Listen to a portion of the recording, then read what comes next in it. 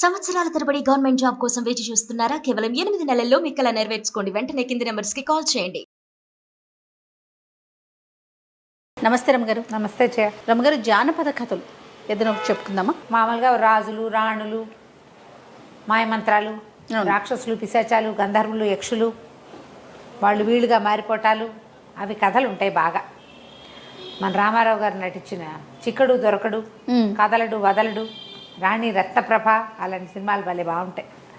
పెద్ద లాజిక్ ఉండదు కథలో, లాజిక్కి బాగా అందవు. సరే, ఇప్పుడు మన లేటెస్ట్ సినిమాలు, లేటెస్ట్ కథలు కూడా లాజిక్లు లేనివే కదా.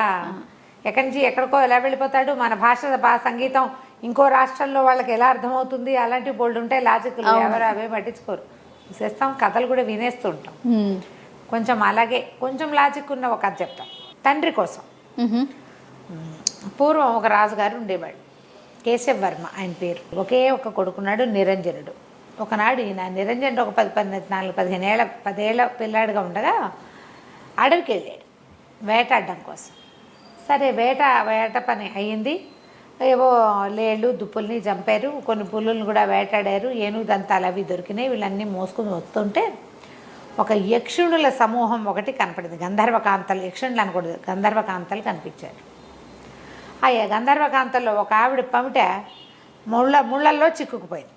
మిగిలిన వాళ్ళంతా వెళ్ళిపోయి ఈవిడ ఒకటి ఇక్కడ ఆగిపోయింది, చీర తీసుకుంటుంది ముళ్ళల్లో. రాజుగారికి ఎదురుపడింది. రాజు చాలా మైమరిచిపోయాడు ఆవిడని చూసి. ఆవిడని బతిమలాడాడు, నువ్వు ఎంతో అందంగా ఉన్నావు, మా అంతఃపురంలో ఉంటే మా అంతఃపురానికే కాంతి, మా అంతఃపురానికి రా, నాతో రా, నాతో రా, నాతో రా అని వెంబడబడ్డాడు. ఆవిడ చీర చేసుకున్నాడు. ఆమె విదిలించుకోపోయింది, ఆయన వదిలిపెట్టలే. నువ్వు బతిమలాడడం మొదలుపెట్టాడు. నువ్వంటే నాకు చాలా ఇష్టం, నువ్వు భలే ఎంతో చక్కగా ఉన్నావు, అద్భుతంగా ఉన్నావు, నాకు నచ్చావు, అంతఃపురంలో ఉండు, నాతో ఉండు, నా జీవితాన్ని సార్థకం చేయి, మా జన్మ చరితార్థం చేయి, మా ఇల్లు పావనం చేయి.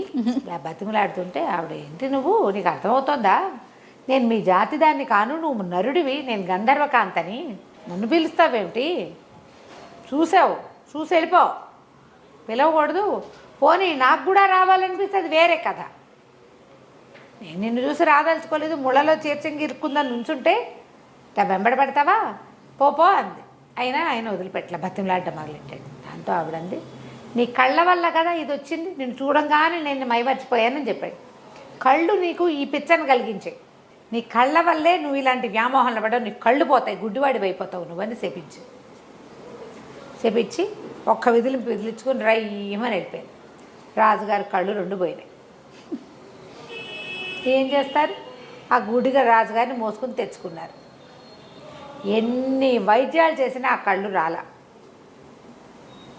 అయితే ఒక మంత్రవేత్త ఒక ఆయన వచ్చి, శాపం వల్ల పోయిన కళ్ళు వరం వల్ల రావాలి, శాపానికి అవసానం ఏదైనా ఉండాలి, ఎవరు శపించారో వాళ్ళే దీన్ని సరిచేయగలరు అని చెప్పి వెళ్ళిపోయాడు. జనం అంటున్నారు, ఆమె ఎవరో గంధర్వకాంత ఎక్కడో కనపడింది, శపించింది, ఈయనకి వెళ్ళికాడు, అనవసరం కావిడి పాపం, అంత అడగకుండా ఉంటే వదిలేసేది. ఇబ్బంది పెట్టాడని ఈ పని చేసింది అనేసరికి గంధర్వకాంతల దగ్గరికి ఎవరు వెళ్తారు. కానీ రాజుగారి అబ్బాయి నిరంజనుడు అప్పటికి 20 ఏళ్ళు వచ్చాయి, 10 ఏళ్ల పాటు ట్రై చేశారు. ఆయన శాపం నాటికి అబ్బాయికి 10 ఏళ్ళు, ఇంకో 10 సంవత్సరాలు గడిస్తే ఏకైక పుత్రుడు. అతను ఏమన్నాడంటే, ఈ రాజ్యం నాది, రేపొద్దున మా తండ్రి తర్వాత నేనే చేస్తాను. మరి మా తండ్రిది తీసుకుంటున్నప్పుడు తండ్రి శాపం గురించి కూడా నేను ఆలోచించాలి కదా, నేను వెళ్తాను, నా గంధర్వకాంత ఎక్కడుందో వెతుకుతానని అన్నాడు.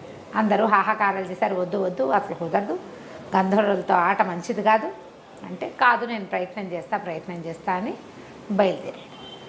ఓ గుర్ర వేసుకుని వెళ్ళాడు.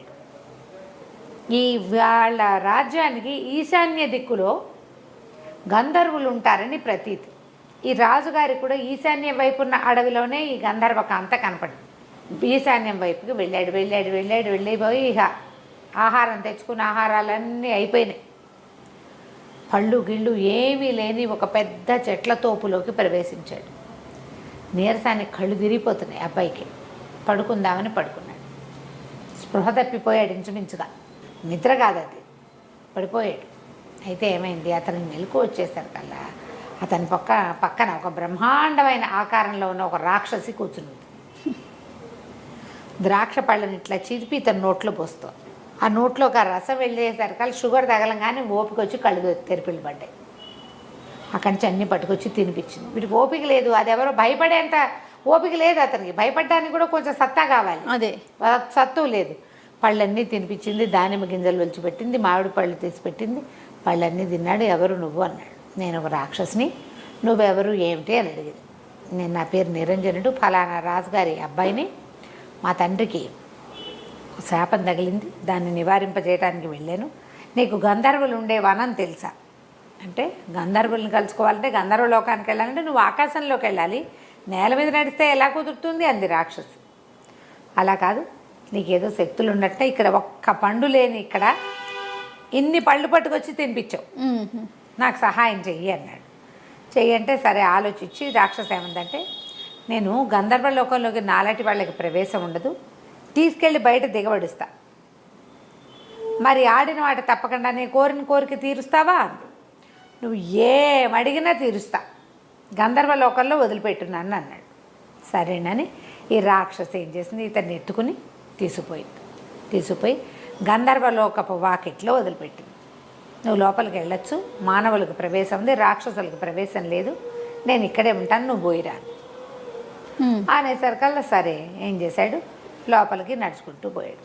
ఎంత బాగున్నాడో కుర్రాడు. ఈ కథల్లో రాకుమారులంతా భలే బాగుంటారు ఏమిటో. ఎంతో బాగున్నాడు. గంధర్వ కాంతలు ఎందరో కనపడారు. ఎవరితో వీడిని పిలిపించుకుంది అని చెప్పుకుంటున్నారు. సరే ఒకళ్ళిద్దరు సాహసించి, ఎవరబ్బాయి ఎక్కడి నుంచి వచ్చావు, ఏ ఊరు మీది, ఎవరి కోసం వచ్చావు అని ఇలా పలకరించారు. పలకరిస్తే ఒకళ్ళు సరస్సల్లాపలాడతారు, ఫ్లాటీగా బిహేవ్ చేస్తారనమాట. వాళ్ళు వీళ్ళు, అబ్బో భలే బాగున్నావు, ఏది ఇట్రా ఒకసారి, ఆ చెయ్యెత్తు అది ఎత్తు, కత్తుందని నీ దగ్గర, ఇలాంటివేవో కబుర్లు చెప్పారు, మాట్లాడిచ్చారు. మాట్లాడిస్తే సరే ఒకళ్ళిద్దరు అన్నారు, ఇటు ఎంతసేపు కవ్విస్తే ఎట్లా, పాపం మానవుడు, వీడికి ఆహారం చూద్దామని తీసుకుపోయి ఏదో తిండి పెట్టారు. తిండి పెడితే అడిగారు, ఎందుకు వచ్చావు ఏమిటంటే, మా తండ్రికి ఇలా కళ్ళు పోయినాయి, ఒక గంధర్వకాంత మా నాన్నని శపించింది, మరి ఆయన కళ్ళు మళ్ళీ వచ్చే మార్గం కోసం వచ్చాను అని చెప్పాడు. అప్పుడు వీళ్ళంతా ఆలోచించుకున్నారు, ఎవరు మనలో ఎవరైనా మానవుణ్ణి శపించింది ఎవరు చూసి, అప్పుడు గంధర్వ రాజకుమార్తె పుష్పోత్తమ ఆవిడ పేరు, ఆవిడే ఆ చీర ముళ్ళల్లో చిక్కుకున్నది ఆవిడికి.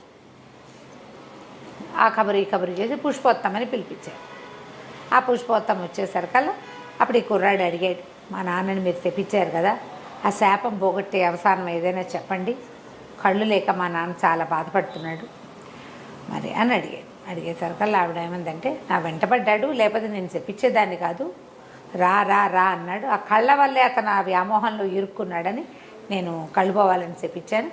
సరే ఓ పని చేస్తా, నేను ఇప్పుడు వచ్చి శాపం నివారించలేను అని తలలోంచి ఒక పువ్వు తీసిచ్చి, ఈ పువ్వు పట్టుకెళ్ళి, ఈ పువ్వు కళ్ళకి తగిలిస్తే అతనికి చూపు వస్తుంది, కాకపోతే ఒకటే నియమం, ఈ పువ్వు తీసుకెళ్ళి కంటికి తగిలించేవాడు ఆడి తప్పకూడదు. వాడు అబద్ధం ఆడాడా లేదా ఆడిన మాట తప్పాడా కనుబోతుంది మళ్ళీ. ఆడి తప్పని వాడై ఉండాలి ఆయన, అలాంటి వాడైతేనే ఈ పువ్వు పనిచేస్తుంది. సరేనని పువ్వు చేత్తో పుచ్చుకున్నాడు. బయటకు వచ్చేసరికి రాక్షసి సిద్ధంగా. సరే రాక్షసి, నువ్వు ఎంతో మంచి పని చేసావు, నీ వల్ల నాకు మా నాన్నకు సహాయం లభించింది, ఇప్పుడు చెప్పు నీకేం కావాలో చెప్పు, ముందు నన్ను మా ఇంటి దగ్గర దింపన్నాడు. ఊరు దాకా తీసుకెళ్ళాక వెళ్ళొస్తాను, నీకేం కావాలో చెప్పు అన్నాడు. నన్ను పెళ్ళాడు నువ్వు అని అడిగింది. అది 10 అడుగుల ఎత్తుండి, వాన పట్టుండి, భీకరంగా గుడ్లు బయటకు వస్తున్న లాంటి కళ్ళు, కోరలు, చిర్ర జుట్టు, ఇనపగదల లాంటి జబ్బలు కాళ్ళు కలిగినటువంటి బ్రహ్మరాక్షసి నన్ను పెళ్ళాడు, పెళ్లి చేసుకున్నాను. ఏం చేస్తాడు? సరేనన్నాడు, నువ్వు ఇక్కడే ఉండు, ముందు మా నాన్న సంగతి చూసి వచ్చి నేను పెళ్లి చేసుకుంటాను అన్నాడు. పిశాచి లేదా రాకాసి. సరే రాజ్యంలోకి వెళ్ళిపోయాడు, తండ్రి దగ్గర కూర్చున్నాడు. అక్కడి నుంచి తండ్రికి కళ్ళకి ఆ పువ్వు తగిలిచ్చాడు, కళ్ళు వచ్చేసినాయి. అందరూ ఆశ్చర్యపోయారు. సరే అబ్బాయి అన్నాడు, నాన్న మళ్ళీ ఒకసారి బయటికి వెళ్ళే పని ఉంది నాకు, నేను వెళ్ళొస్తాను అంటే, ఏం చేయటానికి అనేసరికి అలా అబ్బాయి ఏం చెప్పాడంటే, ఒక రాకాసి చాలా సహాయం చేసింది, మరి ఆమెను పెళ్లి చేసుకుంటానని మాటిచ్చాను, పెళ్లి చేసుకోవాలంటే తండ్రి అన్నాడు, ఏముంది దాన్ని అక్కడెక్కడో వదిలేసావు, రాకాసిని పిశాచి నువ్వు పెళ్లి చేసుకోక్కర్లేదు మానేయమన్నాడు.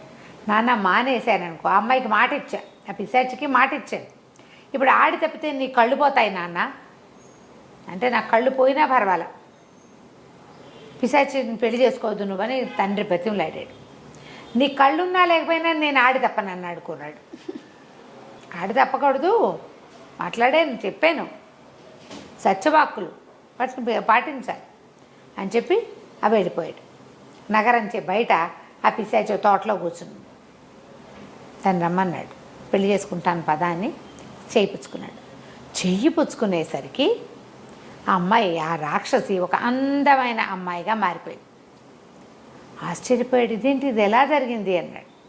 ఎలా జరిగిందంటే ఆ అమ్మాయి ఏం చెప్పిందంటే, నేను మా ఇంటికి ఒక మహర్షి వచ్చాడు, నేను ఫలానా ఇక్కడికి చాలా దూరంగా ఉన్నటువంటి ఒక గుప్తుల రాజధానికి చెందిన రాజకుమార్తెని, మా ఇంటికి ఒక ఋషి ఒక ఆయన కొద్ది రోజులు ఉండటానికి వచ్చాడు.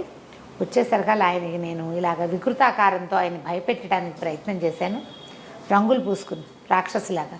దాంతో ఆయన, నువ్వు ఏ రూపంతో నన్ను భయపెట్టాలని చూసావో అలాంటి పిశాచి రూపం నీకు వచ్చేస్తుందంటే ఈ రూపం వచ్చింది. మా నాన్న అందరూ బతిమలాడారు. ఎలా శాపావసానం అంటే, ఎవరైతే ఈ వికృతాకారంలో పిల్లని పెళ్లి చేసుకుంటానంటాడో, వికృతాకారం చూసినా సరే, అప్పుడు శాప విమోచనం అని చెప్పాడు. ఎంతో కాలం అక్కడ ఉన్నాను నేను అడవిలో. ఎప్పటిదో ఈ కథ,